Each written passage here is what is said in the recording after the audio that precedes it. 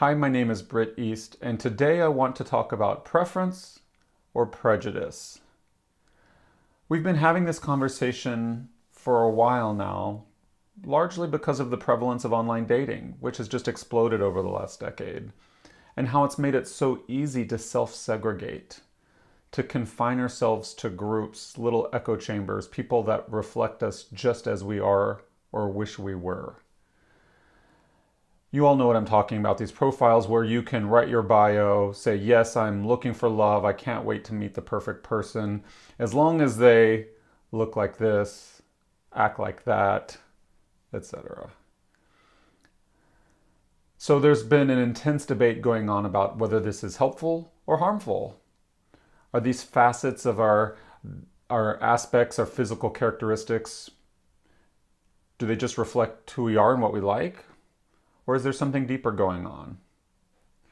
So let's explore this by thinking through precisely what we mean by each of these terms.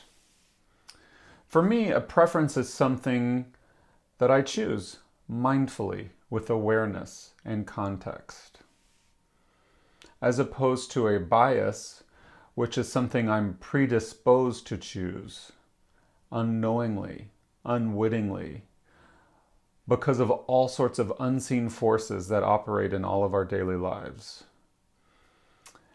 And a prejudice is a situation in which I prejudge something. I make assumptions. A prejudice is just a type of assumption.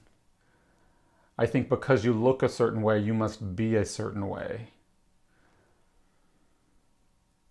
So if you think back about to those times to when you were filling out these online profiles, what was really going through your head?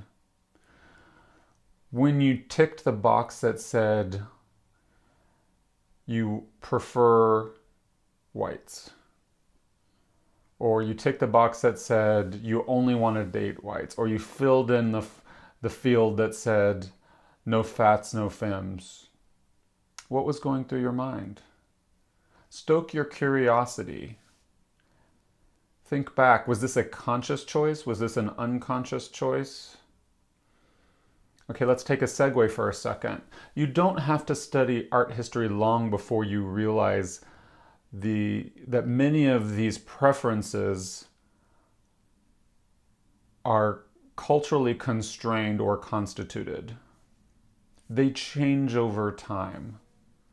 What we today, at least in the mass media and pop culture, find appealing, 100 years ago was found, in many cases, explicitly unappealing, undesirable. So that means that none of us are operating alone and independently. We live in a time and a place. We are at the mercy of our culture. And it takes a lot of thought and reflection to step outside of that, to transcend that. So if you were somebody that said you're looking for the perfect person as long as they're not feminine, why is that? What's wrong with feminine?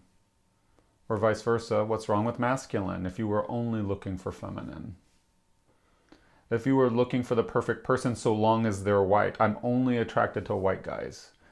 I use that example because at this point we all know the problems the gay community has with racism and misogyny. If I'm only attracted to white guys, why is that? Could it be reflective of some bias?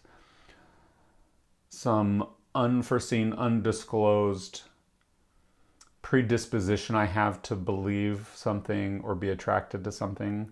Could it be because of some prejudice? I assume people of color are some way because they look that way. I assume feminine guys are some way, or masculine girls are some other way by virtue of their being. I leap to conclusions.